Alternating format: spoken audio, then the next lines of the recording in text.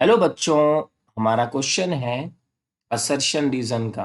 Assertion है work done by friction over a closed path is not zero and no potential energy can be associate with friction. देखिए बच्चों, हमारे पास मान लीजिए कि ये एक क्लोज्ड पाथ है, ठीक। और यहाँ से हमने एक बॉडी को मूव कराना शुरू किया है, कुछ नाम दे देते हैं ABCD।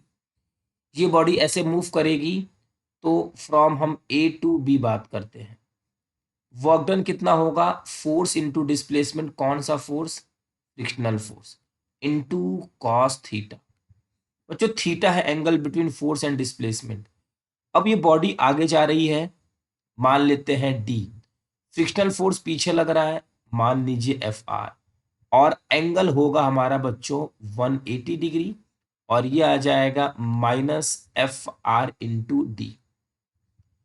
सेकेंड हमारा work done from B to C ले लेते हैं। मीन्स अब हमारा ये बॉडी इस तरफ मूव करेगी, तो वर्क डन लिया जाएगा बच्चों फोर्स फ्रिक्शन वाला डिस्प्लेसमेंट इनटू कॉस थीटा। यहां पर भी हम देखेंगे तो डिस्प्लेसमेंट ऐसे हो रहा है, फ्रिक्शनल फोर्स पीछे लग रहा है, तो एंगल होगा 180, और बच्चों फिर से ये वाली वैल्यू आ जाएगी -FRD। फिर C to D लिया जाएगा, work done is equal to force into displacement into cos theta. और यहाँ पे ब्लॉक इस तरफ मूव कर रहा होगा और पीछे फ्रिक्शनल फोर्स, इसका बच्चों फिर से आ जाएगा FR/D। उसी तरीके से फिर हम D to A जाएंगे, और वर्क डन की वैल्यू फिर से force into displacement into cos theta. और ये है हमारा डिस्प्लेसमेंट D, और ये हमारा फ्रिक्शन। तो एंगल हो जाएगा 180, और ये वैल्यू आ जाएगी -FR/D। तो बच्चों, अगर हम यहाँ पे टोटल वर्क डन कैलकुलेट करेंगे तो ये आ जाएगा -4FRD, और ये जीरो नहीं होगा, मीन्स ये वाला स्टेटमेंट हमारा ट्रू है।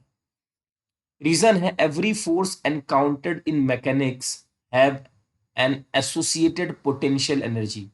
नो बच्चों, जो हमारी फ्रिक्शनल फोर्स होती है उसके पास पोटेंशियल एनर्जी नहीं होती है। जैसे यहाँ पे देखिए, ग्राउंड पे अगर ये बॉडी मूव कर रही है तो इसके पास पोटेंशियल एनर्जी नहीं है, बट यहाँ पे फ्रिक्शनल फोर्स है।